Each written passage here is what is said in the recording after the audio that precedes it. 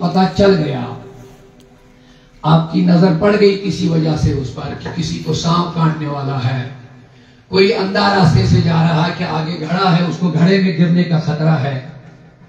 یا کسی کے مال کا چوری کا خطرہ لگ رہا آپ کو، لیکن آپ نماز میں ہی یہ سب جان رہے ہیں، تو اسلام نے ہمیں نماز توڑ کر کے اس انسان کو بچانے کا حکم دیا۔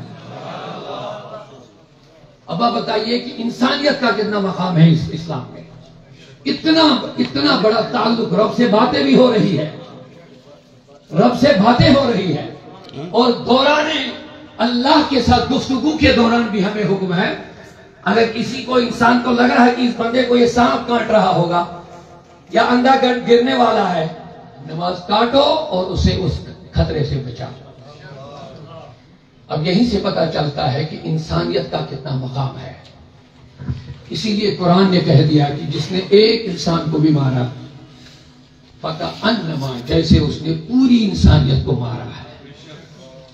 جس نے کسی ایک انسان کا قتل کیا، وَمَنْ قَتَلَ، جس نے ایک انسان کا قتل کیا جیسے کہ اس نے پوری انسانیت کا قتل کیا، اور جس نے ایک انسان کو بچایا تو جیسے اس نے پوری انسانیت کو بچایا ہے۔ تو لہذا سب سے پہلی میری گزارش جو ہمارے نوجوان جیسے ہمارے مہمانان گرامی نے سمندر کو کوزے میں بند کر کے، وقت بہت کم تھا لیکن کم وقت ہونے کے باوجود انہوں نے بڑی باتیں ہمیں سنائی، اس تناظر سے ہمیں دیکھنا چاہیے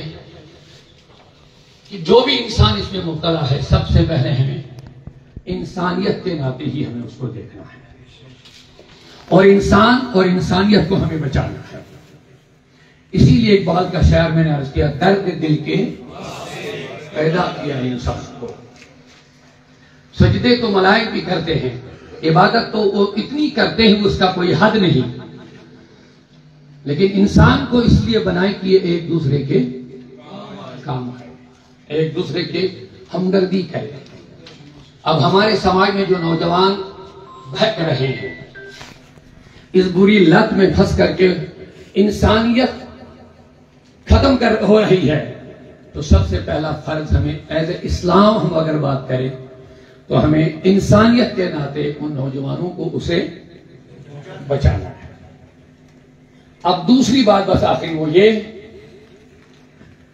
یہ جو وبا پھیل رہی ہے منشیات کی، یہ نہ مسلمان دیکھتا ہے نہ غیر مسلم دیکھتا ہے، یہ بلا لحاظ مذہب و ملت یہ وبا ہر کسی کو لگ رہی ہے۔ اس میں صرف مسلم کمیونٹی نہیں اور صرف ہندو کمیونٹی نہیں، غیر مسلم نہیں، بلکہ یہ انسان جو بھی ہے اس انسان کو یہ بیماری لگ رہی ہے۔ تو دوسری بات جو آخری ہے وہ یہ ہے، ایک ہمیں دوسرے انسانوں کو بچانا ہے، یہ ہمارا انسانی فرض ہے، اور یہ بڑی عبادت بھی ہے جو میں نے ابھی اس کی اہمیت بتائی، انسانیت کو بچانا کتنا بڑا ثواب ہے۔ اور دوسرا ہمیں اس کو اس تناظر سے بھی دیکھنا ہے،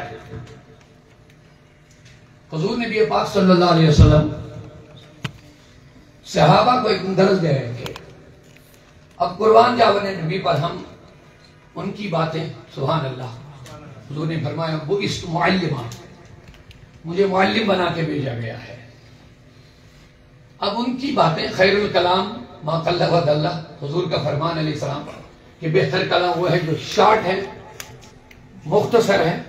لیکن معنی دار ہے۔ تو حضور کی باتیں بہت مختصر ہوتی تھی لیکن معنی بہت ہوتا تھا۔ بہرحال ایک دن صحابہ کو درس دے رہے تھے، فرمایا بتا میرے صحابہ، سمندر کے اندر ایک کشتی ہے، اس کے دو پورشن ہیں، دو سٹوریز ہے، ایک پانی کے نیچے ہے، ایک پانی کے اوپر ہے۔ فرمایا نیچے والے جو